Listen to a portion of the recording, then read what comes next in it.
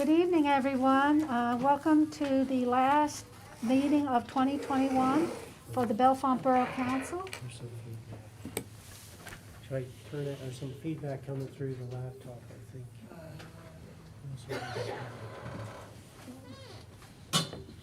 Tell me when to go. Let me adjust this. This goes. I don't know if it's this or not. It's the one in the background. Oh, it's in the back.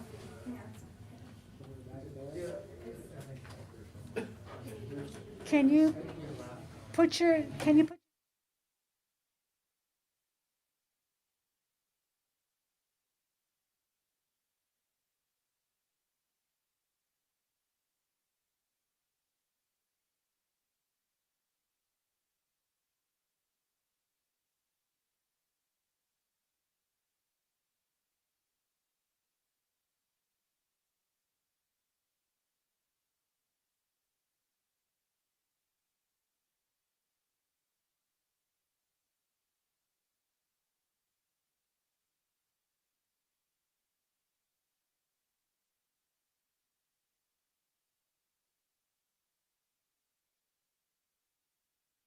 executive session dealing with personnel issues.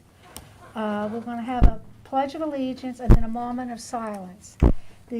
Today's moment of silence is in honor of everyone who is serving or who has served or volunteered themselves to assist Bellefonte Borough in their programs and activities throughout the years. Some of these people have been internally involved with the borough. This includes staff, elected officials, and members of our authorities, boards, and commissions. Others have volunteered their services through our local nonprofits. All of these people deserve our acknowledgement. Thank you. I pledge allegiance to the flag of the United States of America and to the republic for which it stands, one nation, under God, indivisible, with liberty and justice for all.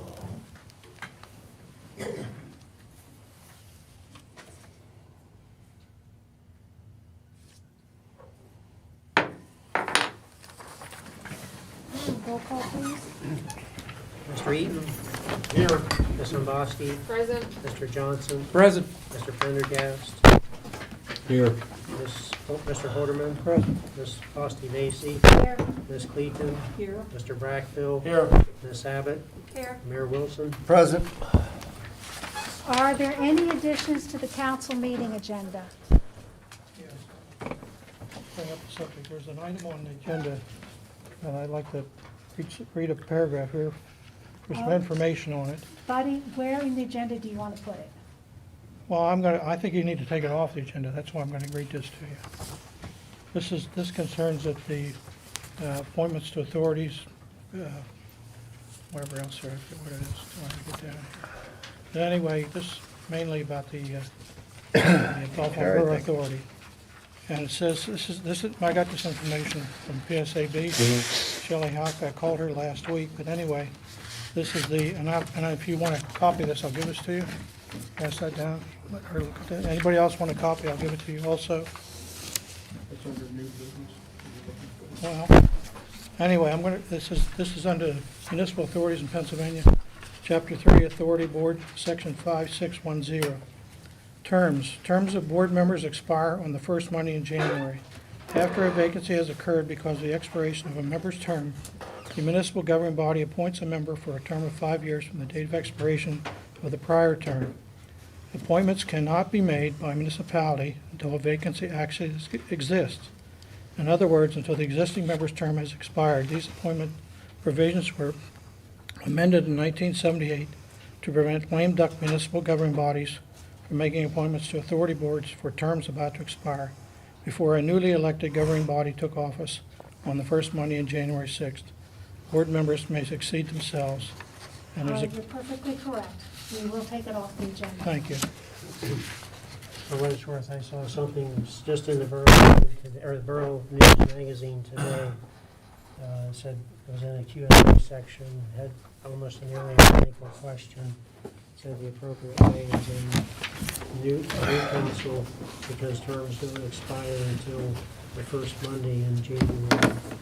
So we will remove the all appointments to authorities and boards and commissions until January. Thank you for that information, Betty.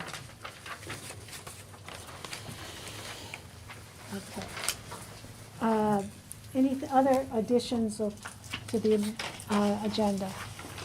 Seeing none, we'll move to public comment. The first one is a phone call from John Lukovich. Is John here? I don't know if he was coming, but he asked me to relay to council his concerns for the diamond, and he specifically asked if it was at all possible to restore the forced parking spaces on the northwest side, or what we call the brownstone side of the diamond, similar to what we did on the southwest corner by State Burger. And of course, he knows there's been some safety concerns, so he said if not all four, could council do, some 3, 2, something there to help his business. I have a comment. I would like to make a motion, Madam President, to reinstate the 4 parking places that are on the, would that be the north side of High Street that are now closed. I'll second it. Discussion? With that motion, I'd like to suggest only 2 of them be reinstated. And of the 2 that are reinstated, they would be signed, I call it compact vehicles, but no trucks or SUVs. And another thing that might be good would be that they would be back in parking only. And I know that's hard for some people to imagine, but you have to back out of the stall when you pull into it. So let's do the toughest part, getting into it and making a safe exit after you're parked. So that's my, Do you want to make an amendment? I sure can. You made the motion. Yeah. I'll make that amendment to the motion as Mr. Johnson stated. So the amendment would be the substitute motion would be to reinstate two of the parking spaces for compact-only vehicles with back-in parking only, correct? Yeah. Yes. Okay, I'll second it. okay. Front bill and Brock Bill. Prendergast. Discussion on the substitute motion. My question would be, trying to visualize someone parking in that spot that wasn't backing in. How would you get, if you didn't back in, If you did not back in. if you did not back in, wouldn't you more or less have to drive across the diamond to go head in there? I think they stop John and make a 3-point turn for a lesser, as a description of how they park there right now. If those spaces were open, you would have to make a turn into the space, back up, and then go forward again. To get in there head first? Yes, that's the way it's been since they've been in existence, I believe. Okay. I'm just wondering, do Sure. we want to make it a ticketable offense if they Absolutely. don't back in? Absolutely. Yes. Yeah, because I'm thinking they're either doing an unsafe maneuver. I agree. Yeah, okay. I would make the amended of the ticketable if they aren't Well, I think, backing. well, before we make another amendment, wouldn't the signage do that for us? We can do that, yes. I would think so. Just to clarify, I think you're talking about the 2 spaces closest to the corner of the sidewalk. Yes. The YMCA. Yeah, toward Towards the the YMCA, yes, okay, so I just wanted to clarify. And there's the line. I spoke with Mr. Lukovich today, and he would be pleased if they were reinstated, and I think some others follow along that same line. Any other discussion? Can I ask that merchants not park in front of their store?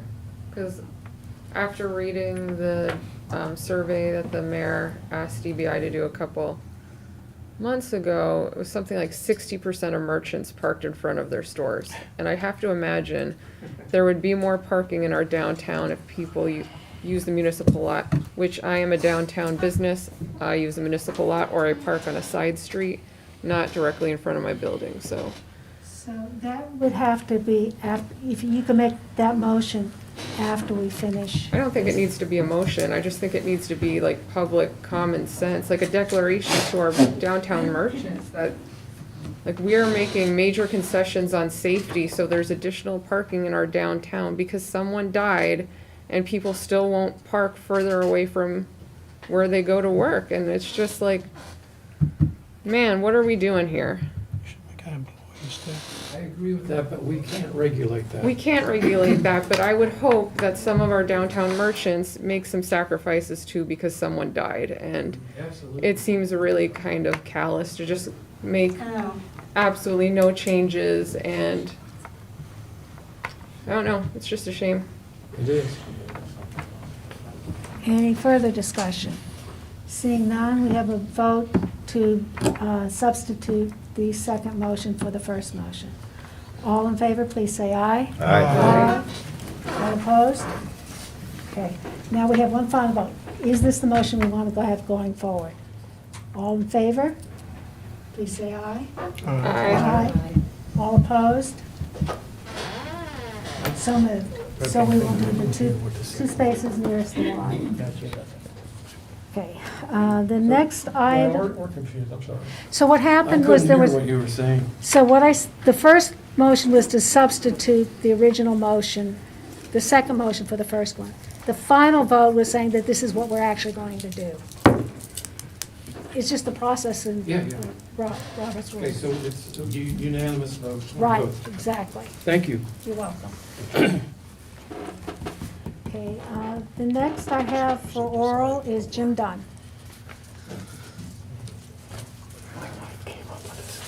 83 Thank and you. I 40. have to say that I heard about 1 out of 3 words that you all talked about. Masks are wonderful. Can you hear me? Yes. Can you hear me? I can't hear anything, so just go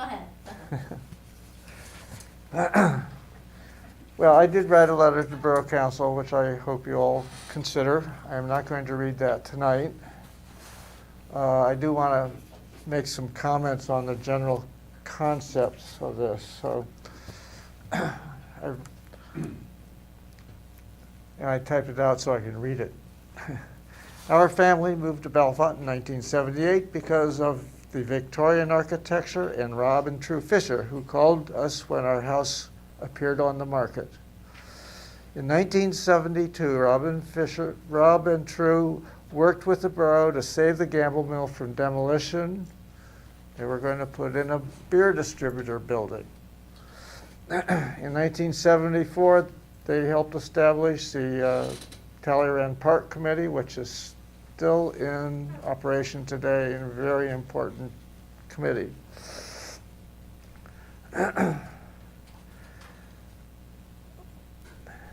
Rob Fisher designed the gazebo. BHCA developed a sculpture garden casting the George Grabe in our plaster busts in bronze. The Fishers are just 2 of the many outstanding volunteers who have contributed to this community. Bellefonte is rich in volunteer individuals, groups, and service organizations, all working to benefit Bellefonte. The key to their success? Communication, cooperation, transparency, and courtesy. If we all plan our events with communication, cooperation, transparency, and courtesy, we could all achieve our goals without the generation of ill will. I would like to acknowledge a couple people in the audience today. Well, I guess just one. Sally Hauser. For 40 years, she has run HBI and been involved in Bellefonte Victorian Christmas. It's been an outstanding success for this community.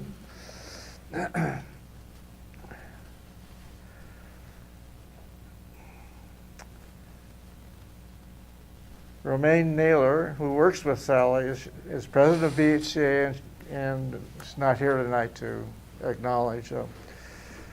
And I'd like to acknowledge Borough Council. Borough Council consists of elected members with a nominal salary, but are volunteers in the strictest sense.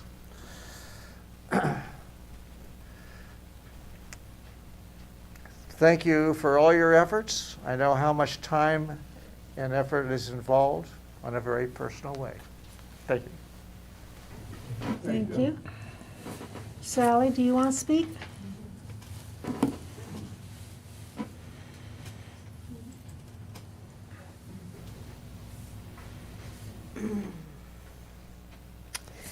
As I reflected on this year, it was one of the hardest years I've had with organizing an event when venues were closed.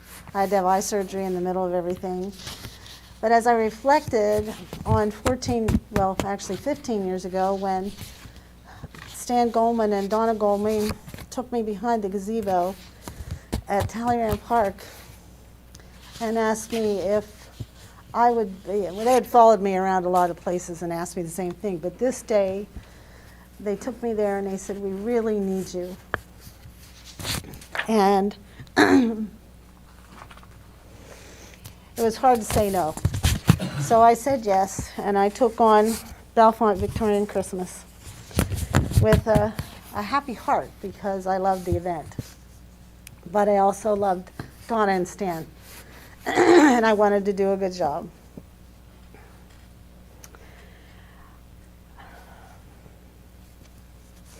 I lost my place.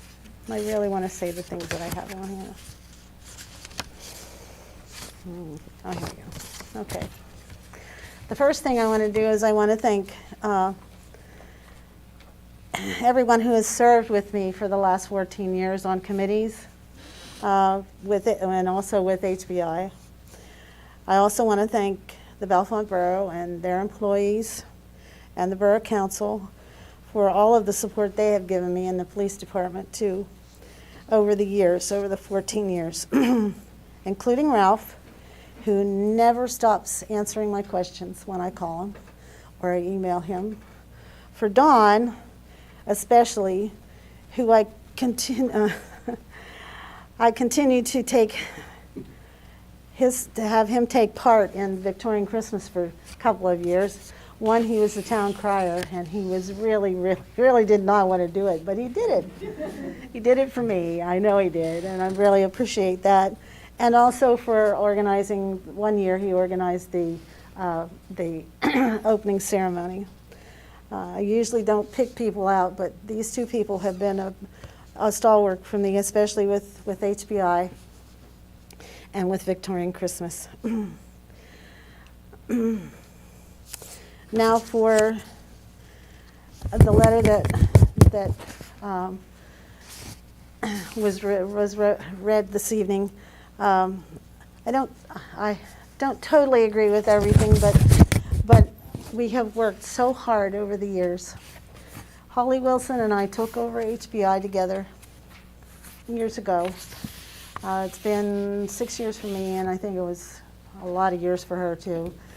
But we were president, vice president, and now I'm president. And one of the things that we discovered was that we weren't all working together as a community. And we decided that we were going to do something about that. So Holly brought all the entities together. We formed a marketing committee because one of the things that wasn't happening is we weren't getting any money to promote Bellefonte. But it was because we weren't working together. So we decided we would form a marketing committee, and we meet a couple times a year, and we decide what we're going to ask for. They all turn in budgets. We have about a 60-page grant proposal sent to now Happy Valley Venture Bureau and the commissioners, and they have been very generous to us because we have shown them we can work together. And I want to continue that. And what I see happening is hard feelings because we aren't communicating again. And that I want to change. However, I am going to announce tonight that I will no longer be chairing Victorian Christmas. But there's a whole group waiting in the wings to take it over. And I'm really excited about the people that are going to take it over because I think it will go even further. I don't know if any of you know this, but we have taken our events, all of our events, from the bottom of the barrel to the top of the barrel. The Bellefonte Arts and Crafts Fair and the cruise are now in the top 25 of events to attend in Pennsylvania. Bellefonte Victorian Christmas is number 6 holiday event to attend in Pennsylvania. And our community is number 1 to raise a family and feel safe in. And I want to continue that. And in order for me to do that, I need to concentrate on Historic Bellefonte Incorporated. I have a couple of projects that I want to get off the ground that were partially because of COVID, we couldn't get off the ground. And, but I want us all to work together. I will tell you that I got a phone call this afternoon from Jenny Lynn, and she was in tears because she felt like she had failed us. And I said, you haven't failed us. We can work together. We can all pull together and make it right. And I want to do that. And again, I thank you all for your support and your love of the community. And I wish you all Merry Christmas.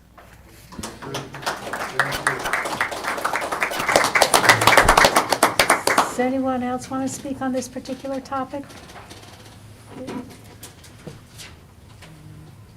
Is there any other public comments? Seeing none, we'll move on then to the public hearing for comments on the proposed 2022 budget. Who would like to speak on this? I know Scott has asked to speak, so I'll have you go first, Scott. He's from EMS, and then we'll open it up to anybody else in the audience. Okay, good evening. I'm Scott Rode, the Executive Director and Chief of Bellefonte EMS. I didn't need to go first. I'm more than happy to go last, but I appreciate that. I'd sent Ralph an email last week, I believe it was. The council received it. Okay, good. And that was just here this evening to kind of add clarification if need be, answer questions if need be related to that input and those comments. First, I'd like to extend our thanks as an organization to council and staff and Mr. Mayor. Mr. Mayor, we appreciate the resolutions each year. We will miss them from you personally, but we wish you well. But wish to extend our thanks and our appreciation for the support, both financial and otherwise, that the borough has extended us over the years, including this past year. And looking over the recommendation that the Finance Committee, I believe it was, or the Budget Committee, whatever you may call it, extended then to council for a proposal for 2022. And, you know, some of the rationale in the comment, and the one was until each municipality that we serve in whole or in part contributes an equitable share. We agree with you 100% that all the municipalities that benefit from our services should be contributing in an equitable manner. And we have had that belief and have worked towards that for the last 5 years or so that we started this process. As you know, if anybody on council has a way of making that happen, we'd be more than happy to entertain that solution. But unfortunately, we're all, you know, all the municipalities are independent entities and you know, kind of, you know, herding cats as far as different priorities and different viewpoints. But we agree with you on that. Unfortunately, when one municipality or multiple municipalities say, well, we'll wait till everybody else pays an equitable share and contributes an equitable share, what ends up happening is everyone sits on the sidelines waiting for everybody else to come to the table, and we'll be last after everybody else does. And unfortunately, the only one that hurts is those of us that are actually out there trying to provide the service on a daily basis. We do have a wide spectrum of the 10 municipalities that we cover, 3 boroughs and 7 townships. We have 2 that, for what we requested the last year, met that request with very little to no hesitation. We have another one that came close to meeting it, but by how they rounded the dollars off, instead of 0.4, they're at 0.375 or something like that. That's just a rounding how they did it in their budget. And several others, Bellefonte Borough and Howard Township, are in there, and I think of the 10 municipalities, Howard Township and Bellefonte Borough are kind of tied for 5th place, right in the middle. Ralph, I did pass along an update to you of what the mailman delivered today from one of the townships. I don't know if you'd shared that yet or not. Have a chance, so if you want to. Okay. If you look in the email from last week of those that had contributed nothing to date for 2021, Spring Township, the mailman did deliver a check from them today. I had a conversation with their manager last week one day and said, hey, you promised me 50% in July and then the other 50% in December. We haven't seen July's check, let alone December's. And he looked and he went, yes, you are correct. It showed up in today's mail. So it's much less than what an equitable share would be, but still $8,000 is more than a $0 figure that I provided you guys last week. So that is what they had budgeted for this year. That's what they had told us back in January, February for this year. So they did live up to that budgeted promise, so to speak, even though it is less than what was, that equitable, millage rate. But if anybody has a solution of how to bring everybody up together, and that goes back to the transparency and the communication and the cooperation, if we had that amongst intergovernment, let alone, internal government, life would go much quicker. The other comment, I think, from your December 6th meeting was efforts to look at options, including countywide services where everybody pays. I think, we had conversation with the commissioners. We had 2 long meetings about 2.5 years ago with the current Board of Commissioners discussing that option of a county level base funding. The commissioners, all 3 of them, were present at both meetings, and they assured us that they looked at it and considered it, but they weren't interested in pursuing that route. They believed, based on Pennsylvania government as a commonwealth, that it was a local government responsibility and not a county government responsibility. There is currently a Senate bill in Pennsylvania Senate right now that would allow the creation of a county-wide authority, not county-run, but county-wide authority. Supposedly, from what I've heard, that has stalled in committee since May, and PSATs, Pennsylvania State Association of Townships, has come out as being opposed to it. So who knows whether that will ever see the light of day out of committee at the Senate for a floor vote. But we work towards that. Some consolidation of service in EMS has happened over the last 30 years, most locally with Milesburg Ambulance being absorbed by Bellefonte in '98. So we have seen some consolidation. We're not opposed to it if it's structured correctly and functions, because there could be some advantages, but there's disadvantages also. But we look at that as getting everybody again to the table and agreeing to a good comment and a good consensus and a good structure, and that goes probably about as fast as consolidation of local government, consolidation of police, consolidation of fire, everything else. There's many moving particles, but we're here to provide the service, a quality service, a reliable service on a day-to-day basis, and one of the hurdles is having the resources in which to do that. Not only to stabilize, but also to improve the service that we provide to your residents and visitors within the borough.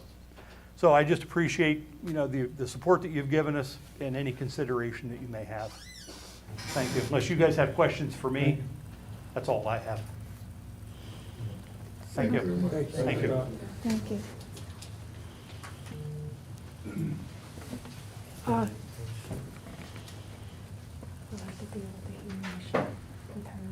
Yes. Are there any other comments related to the budget this evening? Are there any comments? Seeing none, the public hearing is therefore closed. We will move on to the consent agenda. Do we have a motion to accept all the items in the consent agenda? 1, 2, 3, 4, 5, 6. You have 8 items. We have a motion to accept. I'll make that motion, Brackville. I'll second it, Prendergast. Bill and Prendergast. Just to be sure, we are doing the revised minutes that were sent out late this afternoon. That was my question, Madam Chair.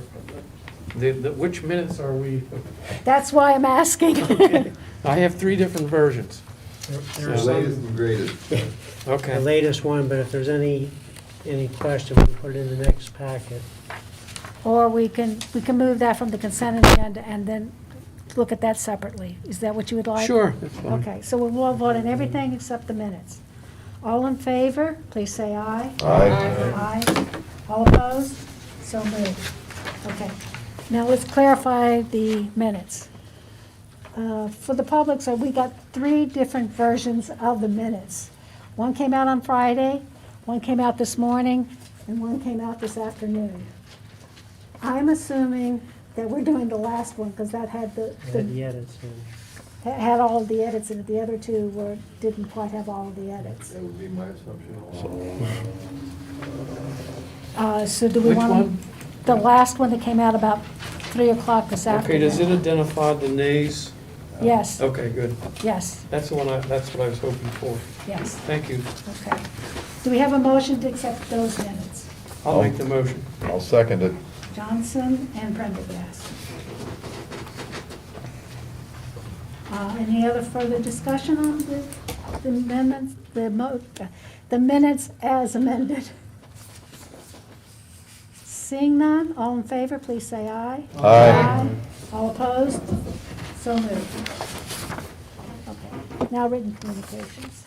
There's a note about a Happy Valley Adventure Bureau annual report. The reports are here. You have the cover letter in your packet. If anybody would like to borrow a copy or have a copy, we have 3 here. We can pass them around or share them, but they're there for you to review. The next item is a letter about the electric vehicle charging stations being used by a person who was visiting Bellefonte and basically complimented the borough for having them free of charge.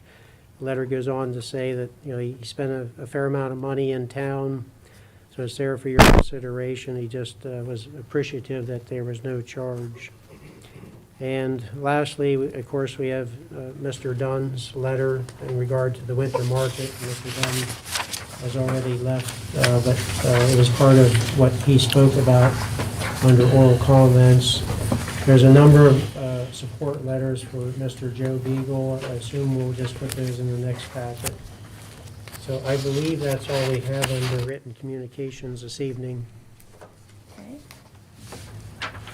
Does anybody else receive any written communications? I'm fortunate to give the next point, speak about 2 items that Ralph reviewed there. With the EV stations, I'm glad people appreciate that. If I could come down and get a full tank of gas every time I park, I'd love it. Every day. So I think we really need to take a look at this. We've talked about it in the past with this EV stations that we have, and trying to bring in some revenue with that instead of providing a free service. That wasn't our intention when we started putting those in, but we've been slow to getting anything agreeable at this point through council. The other thing, I appreciate Mr. Dunn's comments tonight. I did read the letter that they sent out, and to me, it looked like a communication letter that almost needed to be handled like we did the food trucks. They need to talk to each other, figure out what group's doing what. And it sounded, according to what I heard from Sally, that they were doing that. So I appreciated her comments as well.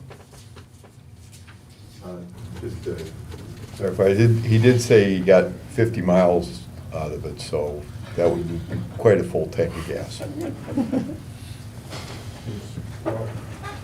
While he was parked there, he would have used 14 kilowatt hours of electricity. Which equates to, Well, 15 where was cents or he parked? something? He was parked at the Bell Mercantile, yeah. so he would have been like $1.30. Or $1.20 or $1.30. Well, if they have his address, we'll send him a bill. Yeah. But Just put the machetes away. We're in the weeds. So, anything else under written communication? Seeing none, move to Office of Community Affairs. We have Ms. Thompson with us this evening. I'll just quickly say what's here in the report or on the agenda. There was no planning commission meeting on December 13th. The next meeting is January 10th. As far as zoning, there's a report that Ms. Thompson put in there, a memo regarding an update on the ad hoc short-term rental committee process. It's there for your review. And then for HARB, the Historical Architectural Review Board, we took care of those applications under the consent agenda, although and then there's just an administrative approval for your, just for your acknowledgement. It doesn't need any approval from council. And while we're here, the nuisance code report was sent out separately. I believe it was it Friday? I think it was Friday, and Mr. Brooks is in the audience here with us if there would be any questions. Does anyone have any questions for either Gina or Mr. Brooks? I have one question to Gina. Go ahead. So I read your report on the short-term rentals. So it sounds like it's kind of not done yet. So is the new council next year going to have to start looking at this? Yeah. That's kind of what we concluded. Since the meeting wrapped up, the second and final official meeting wrapped up in December. And as you can see from the report, there's a lot for council to consider when, if they want to make modifications to the draft ordinance, and just in general about addressing short-term rental ordinance concerns. So it was best to just, once the new council comes in, I'll catch them up to speed and get all of the information that they need to have to assess and make any modifications to the ordinance. When you're talking about the ordinance, that's the one that the planning commission came out with originally, correct? Yes, Okay. yeah. Okay. And that's the one that the public hearing was, that you guys saw, and then it went out for public hearing. We had the several written and oral comments, which were all compiled. And I do have all of that documentation, so if you would like it, I can email it to you very easily because I have all of that like PDF and filed and ready to just email out. But all of those comments, and then additionally, which I didn't include, I mean, there would be like 80 pages of documents that I just decided that you guys didn't necessarily need, but I have if you want them. But all of the comments from the committee, that's like in addition to this final report. But the committee, as I mentioned in the meeting that happened December 6th, the committee was given pretty much this report, but they live in the meeting edited a lot of content here to clarify what the committee was able to come to some consensus on and what was clearly things that they could not reach consensus on, but they wanted council to look at, to consider in regards to the ordinance. So, Thank you. you're welcome. Any other questions? Moving right along, I'll move on to reports. Mayor Wilson. Oh, we up already? Okay, very good. Let me wake up. We have in the packet the police report, and we also have all the parking reports as well, animal control. And Sean is here if you have any questions, observations, or anything else. Yes, Sean. Sean would like to speak. No, I'm here. I didn't see the police report in the. It's there. Yeah, I couldn't. Yeah, sorry about that. Yeah. And, just to sort of sum up the whole police report, I have to thank council and Sean for the upgrade during the last number of years on our police report. And I think the statistics and the data that we get now is a definite improvement from what it has been in the past. And also, I guess, just like to take this opportunity to say this is my last meeting. We have the new incoming mayor in the audience tonight, Gene Buddy Johnson. So he will be sitting up here in the beginning of next year, and we'll welcome aboard.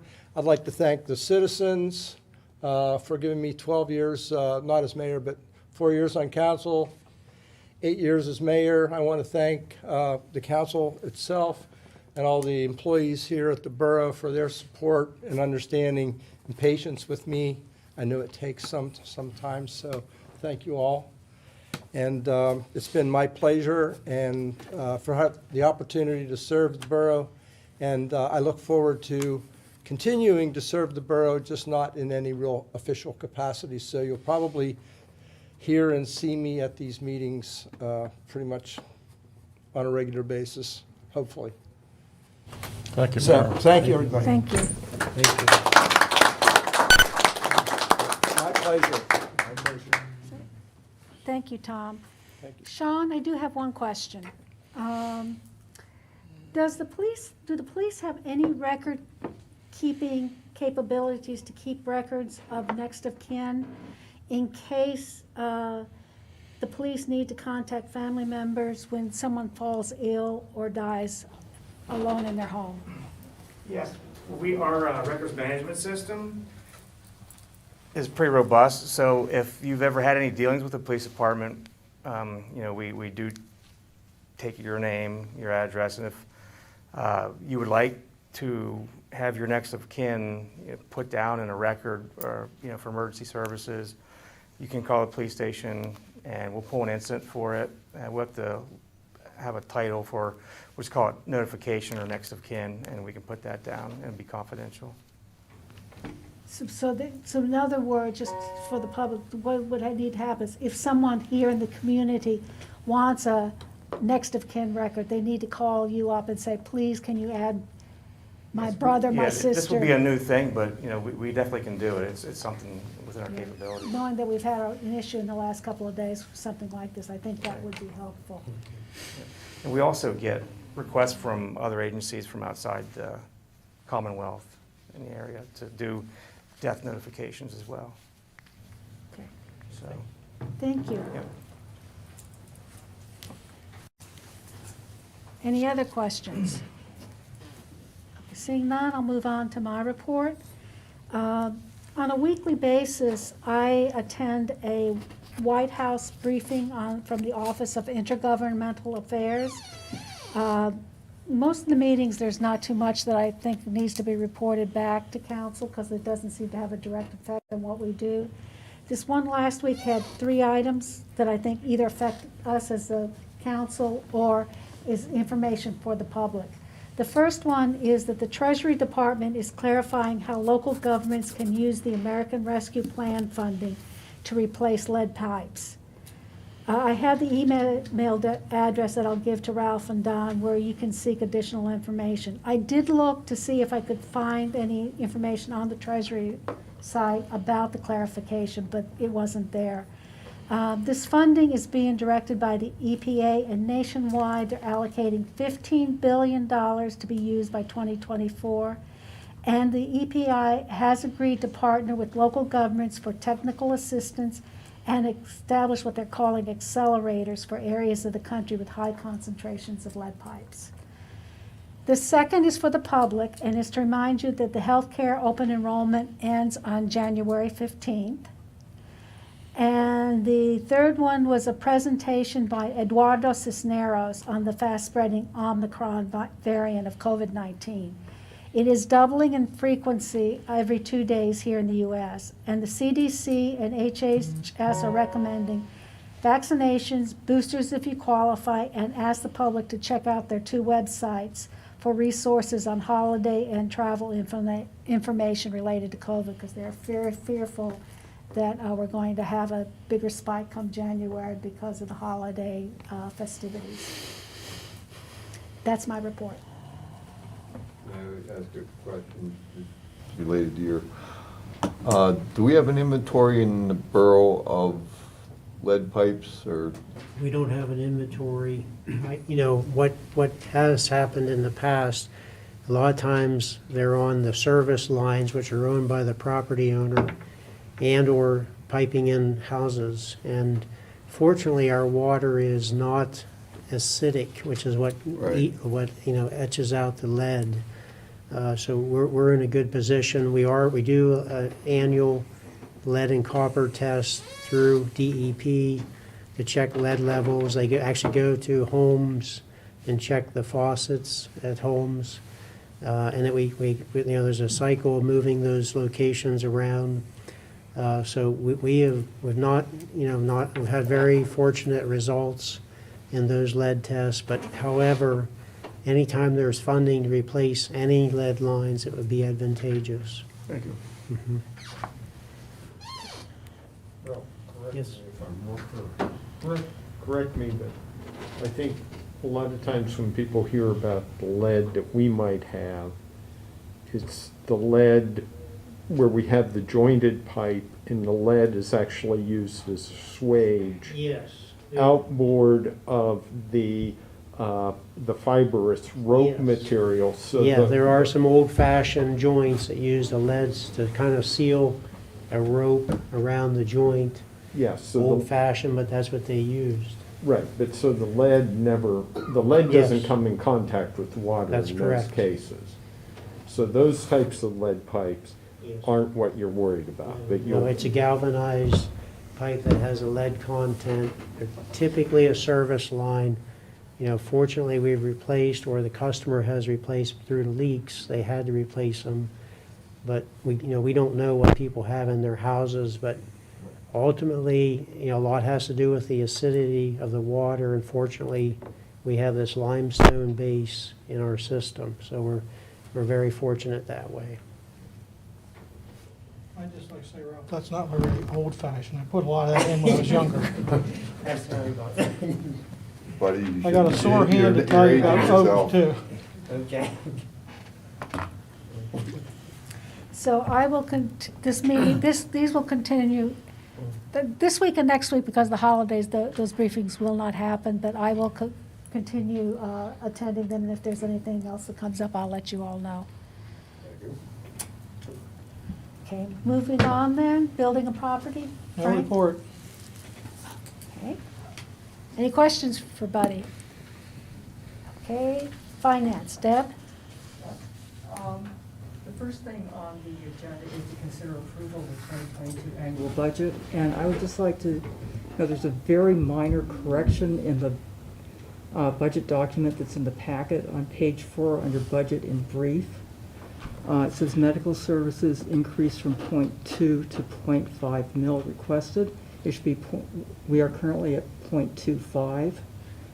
And the 0.25 is in the fee schedule and also in the proposed Thank you. tax ordinance. So that's just a minor, Yeah. minor typo there. Yes, just so for what it's worth, I did receive a few emails. I know Joanne sent me one about some edits, typos. We'll plan to fix all that and repost the budget. Okay, so I would like to make a motion to consider approval of 2022 budget. I'll second that. Sweden and Prendergast? Discussion?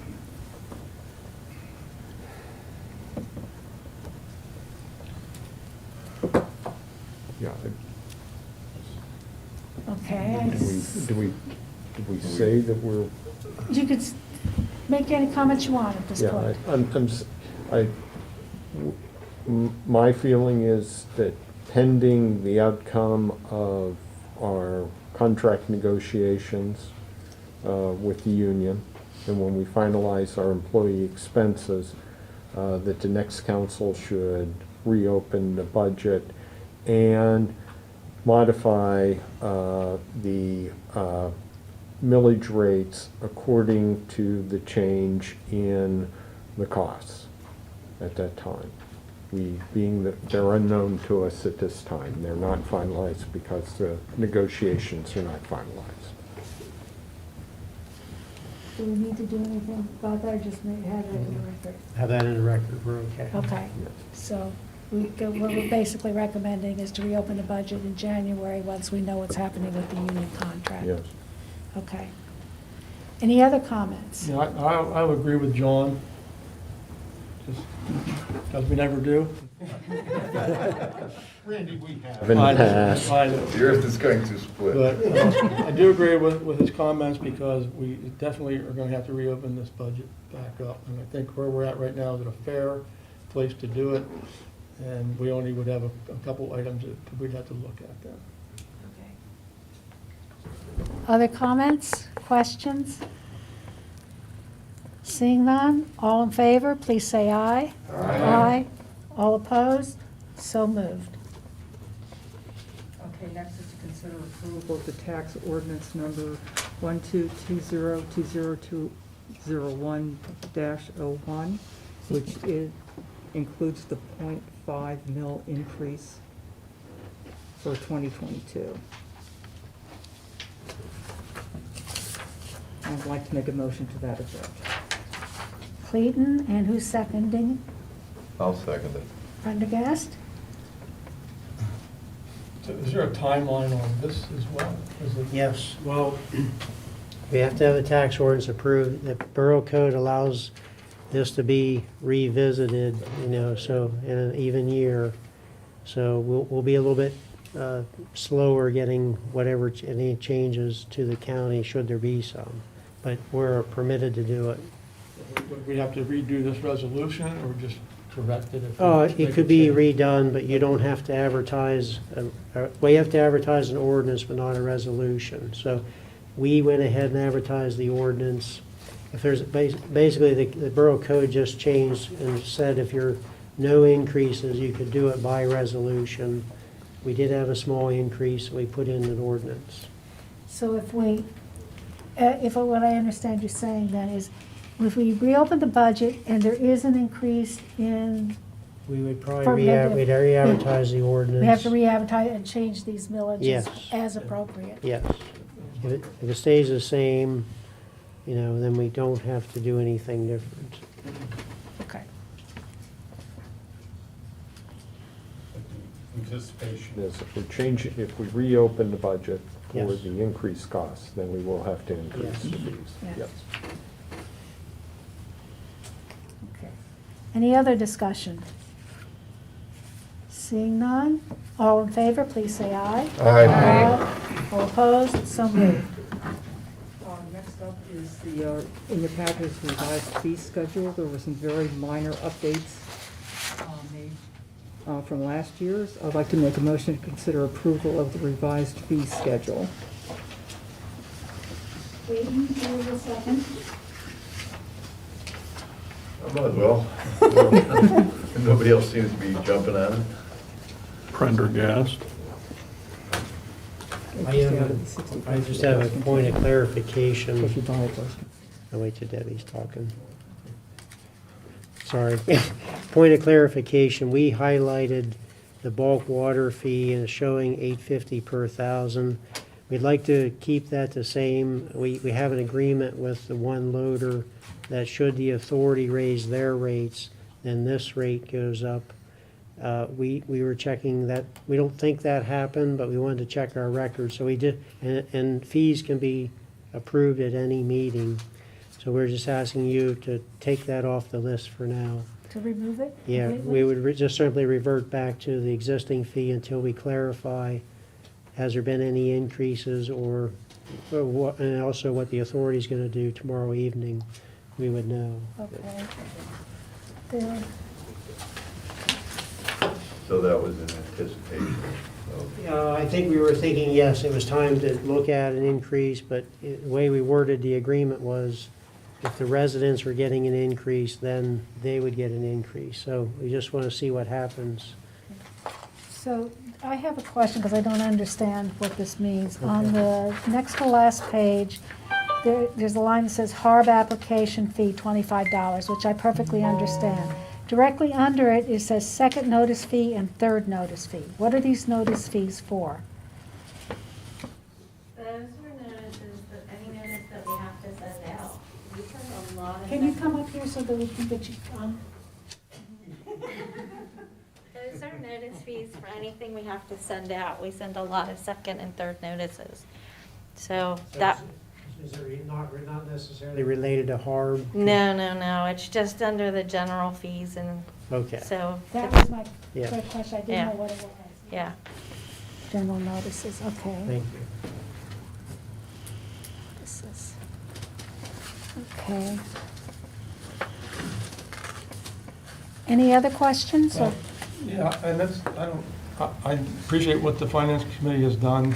I know sure it's very difficult. I've never been on a finance committee, but I can understand the stress and frustration.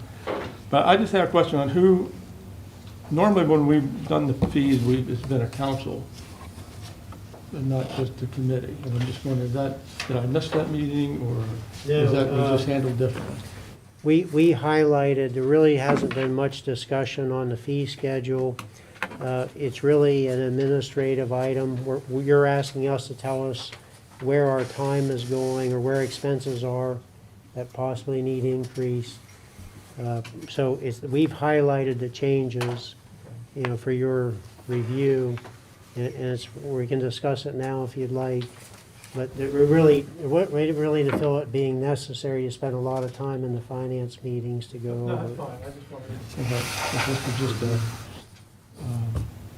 coming from the committee itself, Yeah. proposing this, Any other questions? Seeing none, with the removal of that one item, do I have a motion to accept the rest of the fees? I'll make that motion. Okay. Motion No, you don't for- make, I mean, You need a vote. I just need a vote. My bad. All in favor, please say aye. Aye. All opposed? So moved. Okay, and lastly, the committee is recommending that the new council review the safety resource officer agreement with the Bellefonte Area High School in regard to funding indirect costs. And these would be the administrative costs incurred by the borough staff to prepare billing. Right now, the school district is being billed for the officers' wages, benefits, and any equipment used. But we'd just like to make sure that any additional administrative fees are also included in that billing. Okay. That's just heads up for future topics, and that's all I have on my list. Any questions for Deb? Seeing none? Melissa, Parks and Rec. In your packet is outline of our notes from the pop-up picnics discussion that we had with Renee.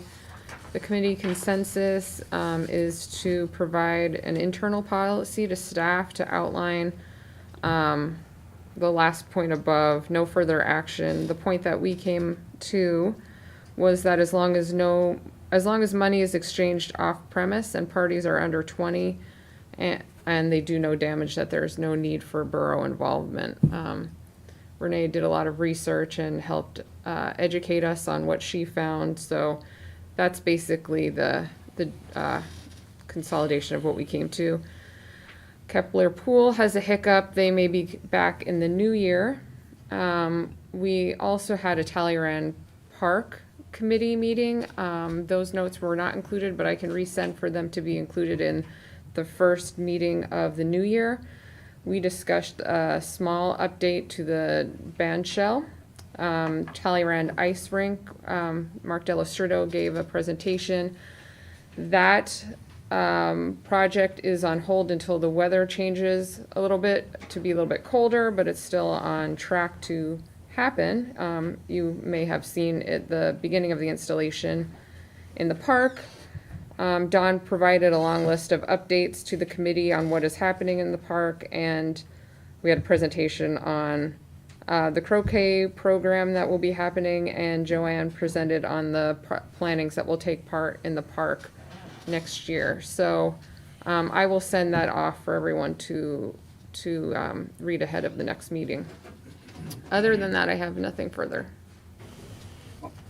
Any questions? I have a question.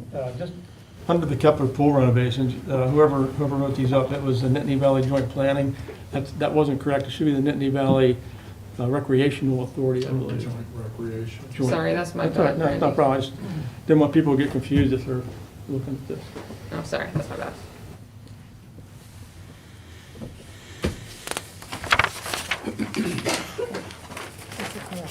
Okay. Anything else? Okay, moving on to Human Resources. John?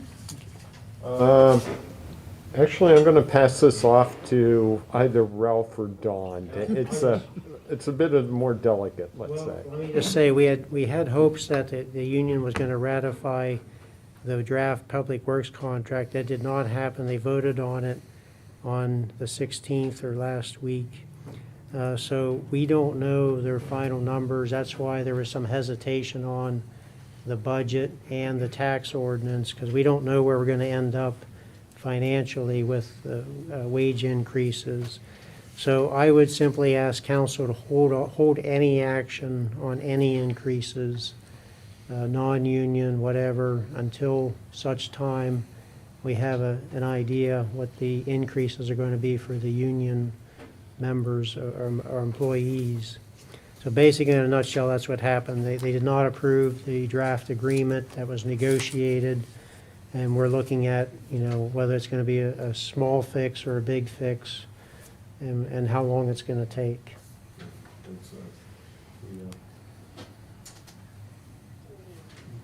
I'm sure that you will work to wrap that up as quickly as possible. Yes. We thought we were on a pretty good schedule. Yes.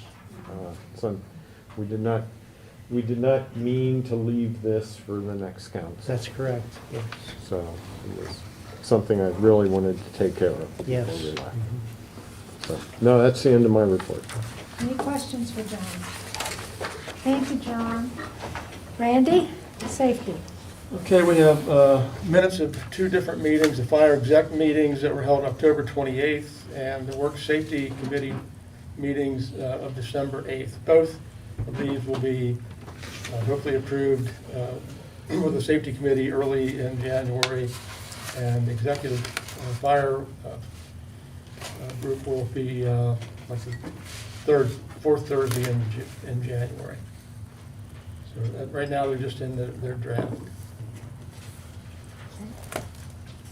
Any questions? Seeing none, moving right along. Doug, water, refuse, et cetera. We have an authority meeting tomorrow night at 6 PM in the council chambers.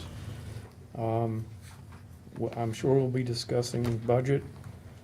I don't anticipate any increases, but that's not up to me, it's up to the entire authority. But I am not anticipating any at this moment. That completes my report.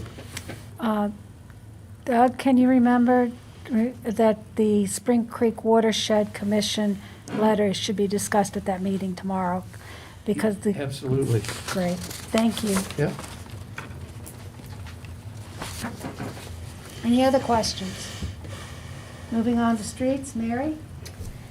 For the plantings in the right-of-way, one of the main concerns that we've had has been the borough's liability because that is borough property for if someone can't get out of their car, is in the street.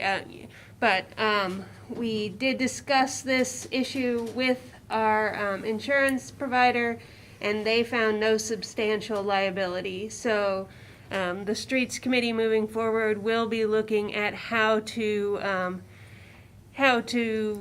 shape the ordinances so that to allow a certain amount of planting in the right of way under certain rules. And right now there are I think there are some that disagree with each other right now, and we're going to work towards making it consistent throughout the ordinances. I was not at this meeting, so if I'm missing anything that anybody wants to clear up on that, is that? You basically got it correct. Yeah. You Okay. said, so for the public, that means you're not gonna have to pull up your flowers. Yes. Yeah. How should we propose to see a scoping application? Oh, okay, You're gotcha. gonna have to have an application to plant flowers in front of your house? Is that what you're saying? That's, It's being talked about. Is there gonna be a fee with it? Is it gonna cost me money to plant We flowers? haven't got that far. Well, anytime you have an application, fees seem to go along. So I would suggest or hope that the committee doesn't have a form for that. the only reason the fee is in there is in the different communities across the country that have right-of-way plantings all have applications. Some have fees, some don't. So that's all we know at this point. The next item that says about meeting with Chief Weaver, that's a mistake. I did this before the agenda went out, so that did not happen. That's a TBD. Yes, that's to happen later. Okay. Anything else for streets? Seeing none, moving on to energy environment. Okay, Bright Cities grant for the street trees.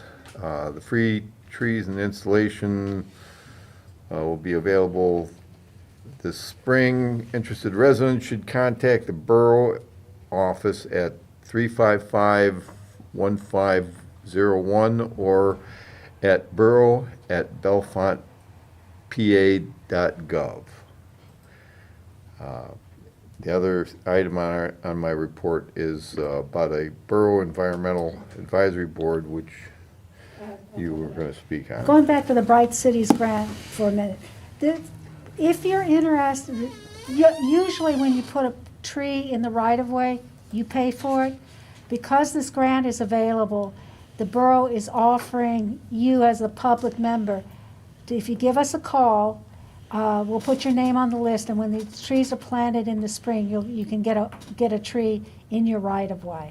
You will then be responsible for maintaining it, but the putting it in and the purchase of the tree, which is about $100 for each tree, will not be charged to you. It's being paid for through this grant. There's a limited amount of trees, though. Yes, there are 80 trees, 40 trees. Yeah, we have about 20 obligated already, so there's about 20 left. About 20 left. Yeah, it'd be nice to get that word out some other way, too. Let residents know. What kind of tree is it? The trees that we are going to plant, Doug, are either going to be Armstrong maples or October glories. Both are maple trees. Okay. Regarding the Borough Environmental Advisory Board, this meeting was held last Friday. It was the third meeting we've had. The committee has decided to work on a list of potential community sustainability educational programs to be presented on a regular basis. The committee is working on creating a list of potential topics where we have qualified trainers through either the Extension Service, Penn State University, or other nonprofit entities with expertise that businesses and residences can then use to let, and then what we're going to do is put this list of possible programs out to the community. Which ones do you want, which ones do you not want? And once we get that feedback from the community, then we'll start setting up a schedule of regular meetings for these training programs. We don't know yet if these will be in-person, virtual, or a hybrid. That's still being considered. Any questions? That's it. That's the end of my report. Okay, any other questions for energy environment? Seeing none, move on to special committee reports. Randy, do you want to take these, since these are the things that we worked on? Yeah, so the first one, the code of conduct for council meetings and public meetings, is just in there for your information.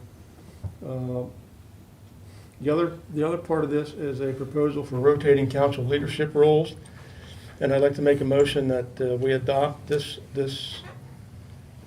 motion in rotating council law or council leadership roles. I think it provides those who want to be leaders to come up through the ranks, and from pro tem to vice president to president, and hopefully they have a more better learning experience through that involvement. Some people may not want to, and we're not forcing anybody to do it, but the opportunity will be there for whatever time may be ready for them, because things happen and people are busy with things, and at one point they might not be able to, but they're able to turn it down and come back another time if while we're still on council if they want to do this. So my motion would be that we adopt this change. Yeah. Was that a second? Second, Haldeman, Brackville and Haldeman. Discussion. I'd like to make a suggestion that we not only consider the the leadership, but we also consider the participation in the outside committees, like the authority, the board position that's on the authority, the board position that's on the Center County multimodal planning, the authority or the council position that's on the Nittany Valley planning, such that council members who may be interested in gaining knowledge about those areas similarly have an opportunity to participate in those organizations, much like giving the leadership members an opportunity to rotate and have the opportunity for leadership. Is that a motion? I'll make I that. don't think that goes with this particular motion. We're doing this as council. I think the authorities would have to do that type of motion through their authority. And as far as other outside committees like Nittany Valley Joint Planning Session, the council president can make those nominations. It's not so much, I mean, a council would approve it, but the council president could make that, identify that person who would be that. So that could change annually as well, but it would be the council president that would be doing that. Authorities are volunteer positions too. They're put out to the public, not an automatic appointment to the council. Not only that, all the meetings and all of those organizations you've listed are open to the public, and anybody can participate in them. I think he's talking about the borough council representative on those. I understand that, but that doesn't hinder anybody from the public attending and having an input. Well, I'm not saying that, I'm just saying. If they're not voting members. Well, it used to be years ago, there wasn't anybody from council on those authorities. It's just recently that we've had people on the authorities. Because I can remember when I first got on, there was nobody on council on the Board of Water Authority or the Parking Authority or the Industrial Development Authority. They were all volunteers from the community. All volunteers. So if you want to go to one of those meetings, go for it. Well, you can go to the meeting, but you're not a voting member. I don't believe the council representatives a voting member either, are they? Depending on what meeting you're talking about with Nittany Valley, for a long time, we were doing it wrong because they were basing everything on a quorum. And at that point, the quorum was 5 until we looked at the bylaws and said, well, the quorum is only 3. So there were times that we missed meetings because it wasn't done properly. So, it's. And not only that, but Nittany But Valley. there's only one vote. There's only so the quorum of 3 is enough to pass anything that the Nittany Valley Joint Planning Commission is doing. Whereas opposed to before they needed 6 or 5, something like that. Well, not only that, but on the Nittany Valley Planning, you are not a representative of Bellefonte Borough. You're a representative on the MTO for the Nittany Valley Association. So you're representing Spring Benner,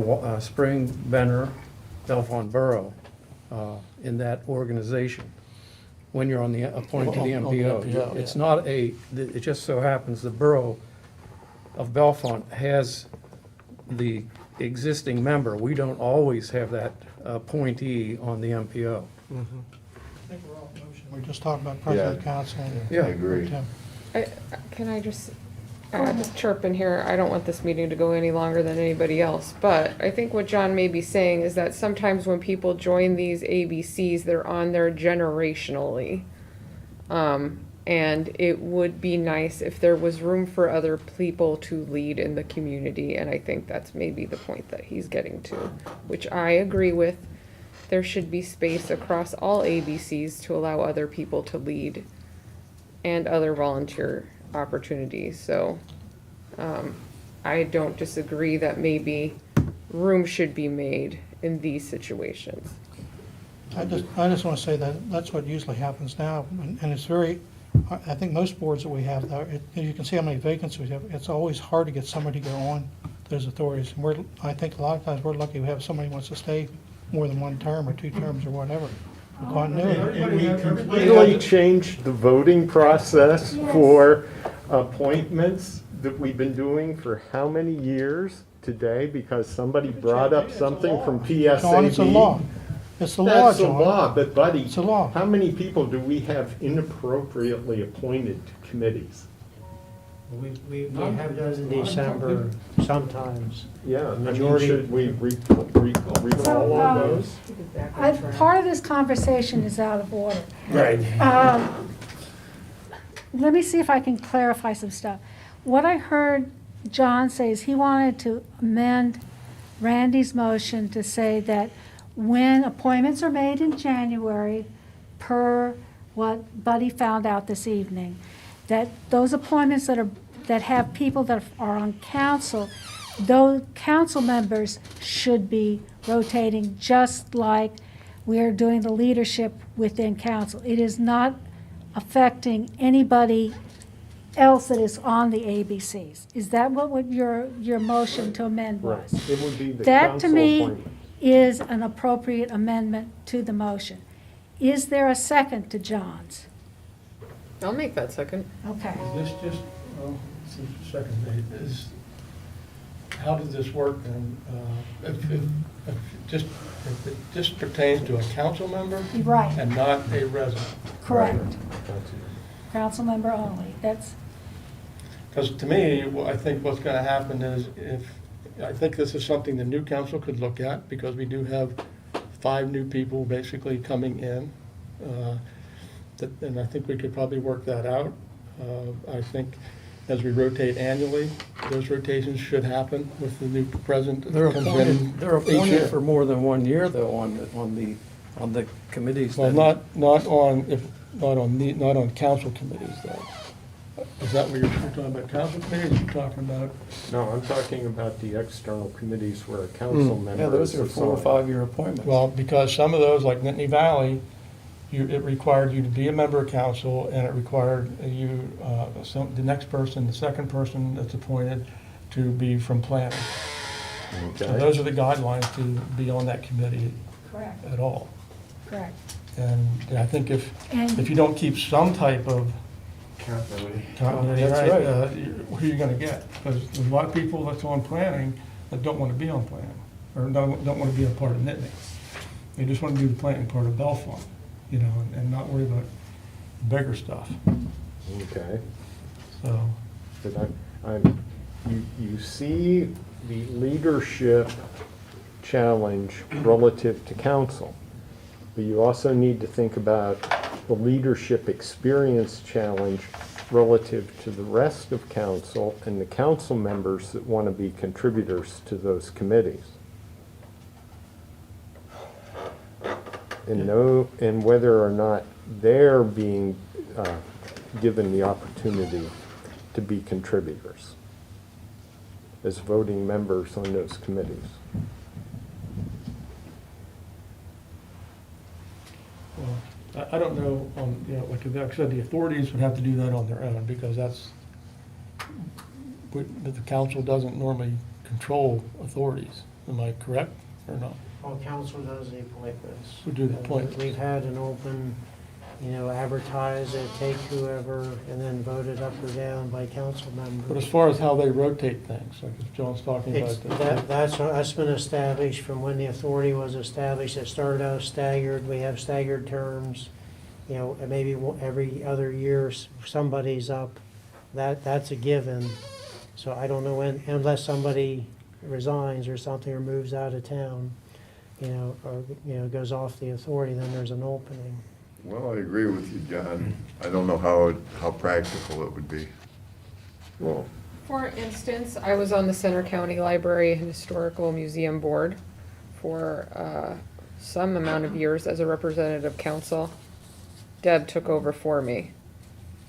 They have an internal rule that says you have 2 terms. I left after 1, but I think that's appropriate. So everyone gets an opportunity to learn about the library. So I don't see as it being a big stretch of imagination to have other ABCs follow suit. And if they don't want to, like an internal policy with the council, that they mutually agree to it, so everyone has an experience, not just one person. Can I just say, I think the concept is good. I think the enactment will have to vary depending on the rules from that particular authority and how they function. So the concept, I think, is solid. It's just that there's a lot of moving parts to enact this.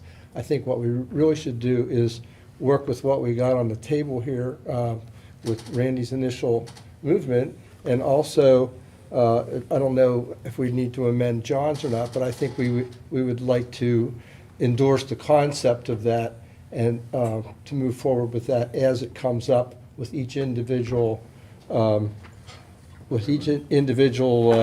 group that we're trying to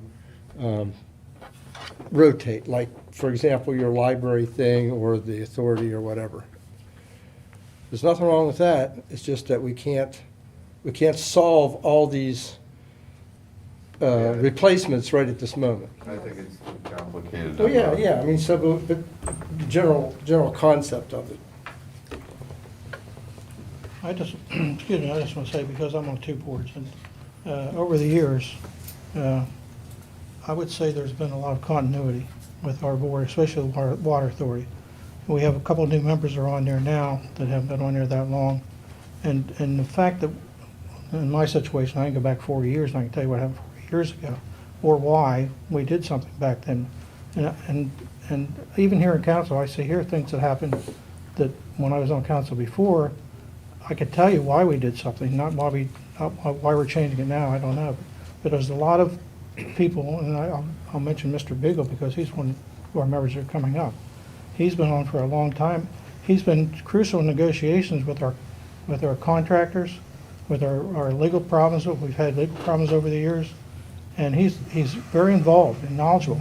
He meets with Ralph quite a few times. I know a lot of times I haven't met with Ralph when we talked over discussions of different issues that come up at the authority. But it's good to have people with knowledge.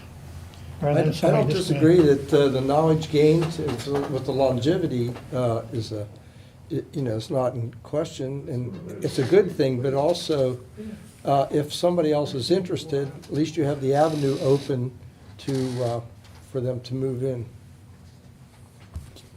Apprenticeship. Hey, you guys can figure all that out. Next council can figure all that out. I think continuity is one thing, but I think you can also find an awful lot of examples where leadership within an organization can become static and rigid, and that also prevents it. The organization might do things the same way, but maybe it's not doing them a better way. And so that's the benefit of having somebody younger than me involved in those organizations and involved in the decision processes, because I think somebody like Melissa probably thinks a little bit differently than I do. That's fair. Yeah. And so I would say that also should be a focus of these boards and authorities, that they, much like any organization, they look at themselves and say, what's the age bracket? Well, if you look at our authority, John, there's only two of us on there been on a long time, me and Joe Bagel and I. The other members are all fairly new. I mean, there's been a rotation over the years that I've been on there. The other members have only been on a few years, maybe one term. I don't know if anybody's on 2 terms, Ralph, are you? I have to look, but Yeah. you're right, there are. So there's quite a bit of a turnover on there besides the 2 of us. Can I make a motion here? Yes. Or at least, let me make a motion to table John's amendment until the next council. I don't have a dog in this fight. And I don't think it would be fair for me to be putting too much weight in this particular. I think it needs a lot more discussion and a lot more study. There's too many variables to your specific nomination process that's going to have to be talked out a lot more than just bringing it up for one meeting. Yeah. Do we have a vote on the floor? So I basically, what I was just conversing with Ralph is the procedures. This is just like Congress. Anything that does not pass this evening is a sine die, which means that if we table this, it's totally dead unless the next council wants to start it over as a brand new motion. So, You're saying my motion would be dead? no, what his motion was, Randy, Table his motion. I know Was- his motion was, I just was, want to clarify. well, there hasn't been a vote on his yet. What Mike suggested was to table or take off the amended motion, not turn it down, but say that it needs to be considered by the next council. The problem with that is what I was just talking to Ralph about, is that that would have to be a total new discussion. It wouldn't be a table at all when it comes January Somebody 1st. would have to bring it up at the next council. So Well, you have a that, motion to table, and that cut off discussion. except, no, so what so I was just trying to explain to people before we vote on his motion to table, is it will just basically, his amendment would basically die unless someone in the new council brings it up in the new year. Okay? So the vote is, do you want to table the amendment to the motion? All in favor, please say aye. Aye. All opposed? Aye. Hey, let's shake it up. I thought you didn't want to be here that I late. don't. But everyone's being stubborn tonight, so why the How hell did you not? vote? I'll go with Melissa, I'll vote no too. So three nays. Three nays, okay. Okay, so now we're back to the original motion. Okay. Any further discussion on the original motion as it was originally made? I'm going to vote against the motion because I'm not going to make a decision, I'm not going to make a suggestion to the next council on how they want to exercise their rights in selecting their leadership. If we basically come up with a new rotation now, we are locking the next council into a pre-selected group of leaders, which would almost be something like a lame duck session electing the leadership of the next council. I have to agree, John, it could be undone, it could be adopted identical, but it's by majority what happens on January 3rd and after. It's whatever that majority wants to do.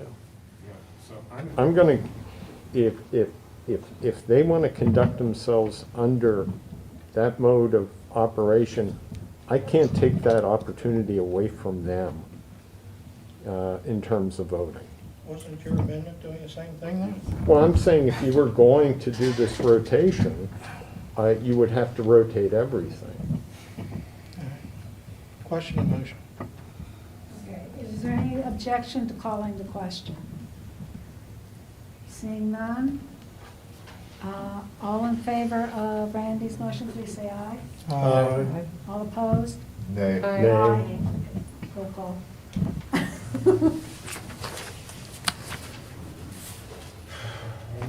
Yeah.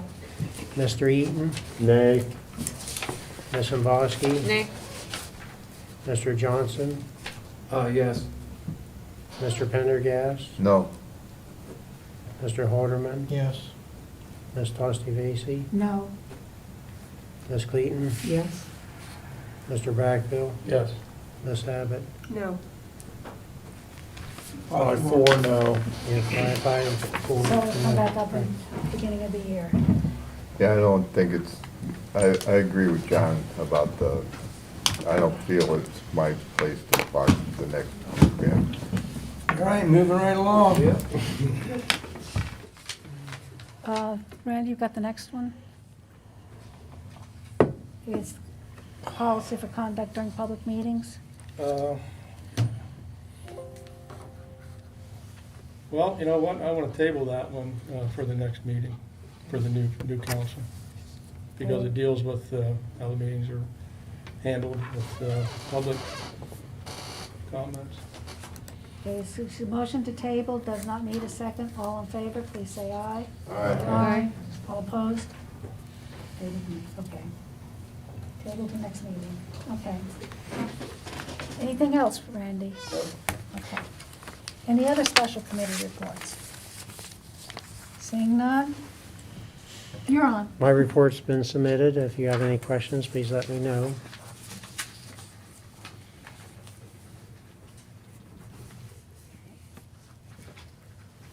Any questions?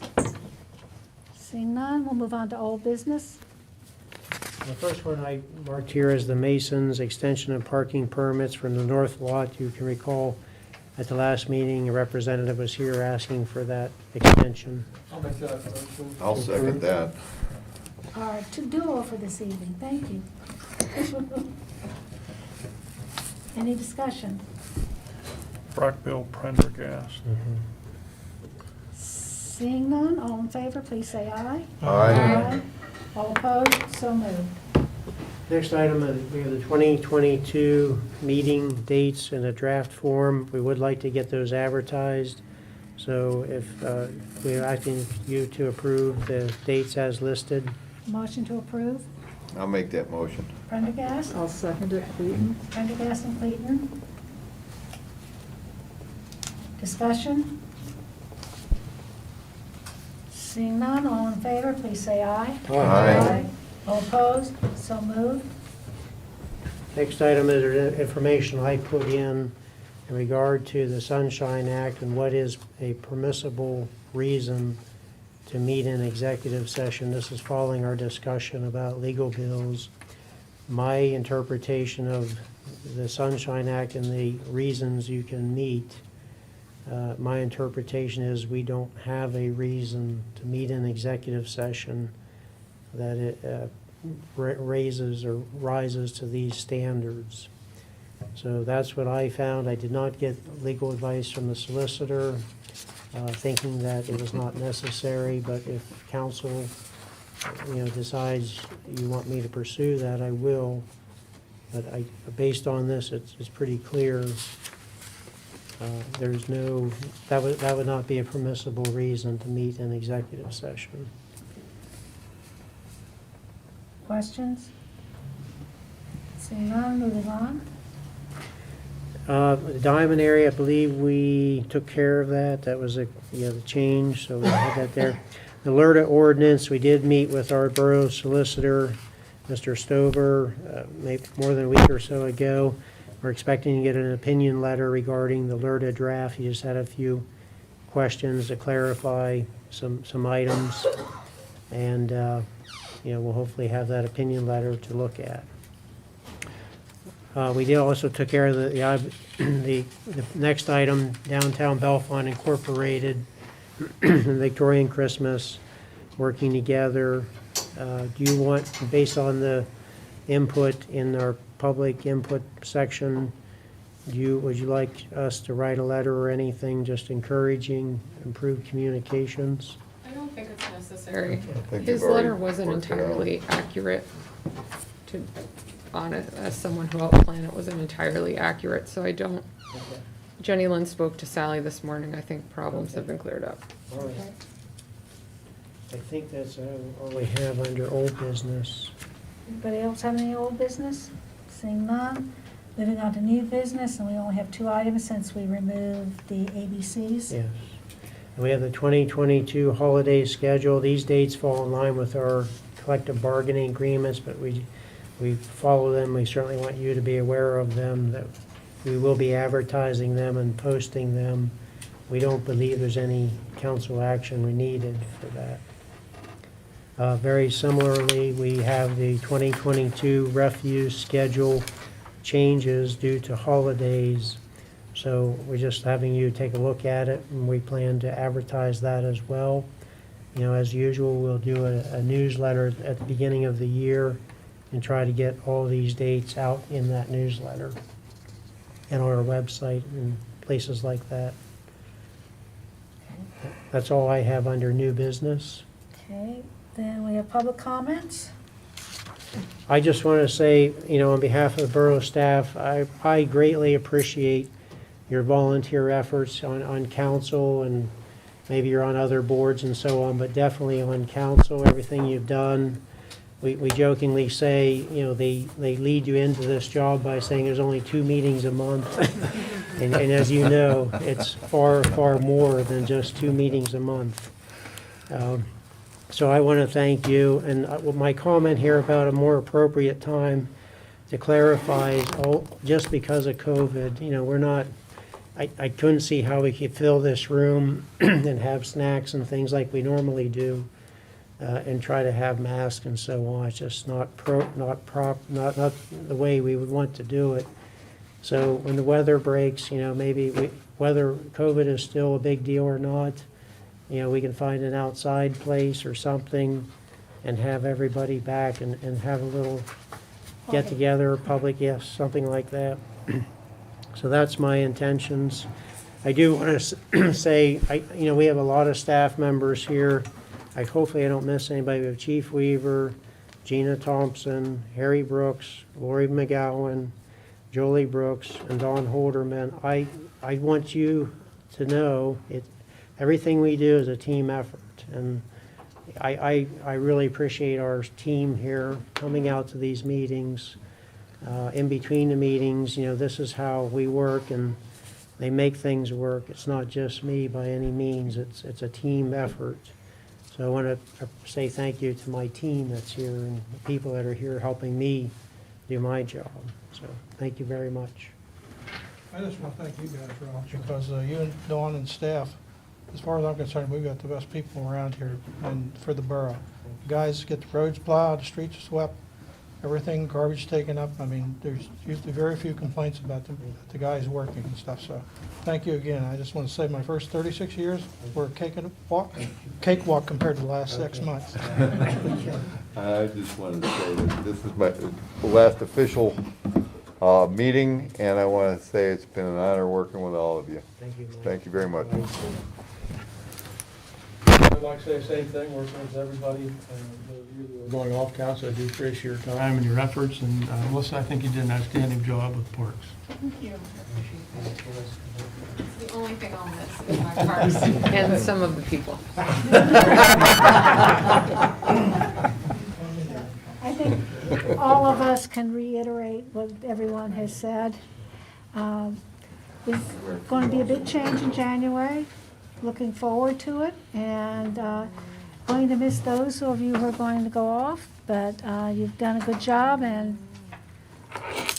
don't walk away and never say hello to us anymore. I'm never acknowledging any of you again. So, do we have a motion to adjourn? I'd like to thank those departing. It's been a pleasure. Unless you sit in this seat, folks don't realize the time and effort and the thought that you give to all the decisions that we make, as difficult as they may be. So thank you for being here. Thank you for donating your time to this borough of Bellefonte. So, do we have a motion to adjourn? So moved. I'll second. Back Bill and John. Thank you. Quickly we forget.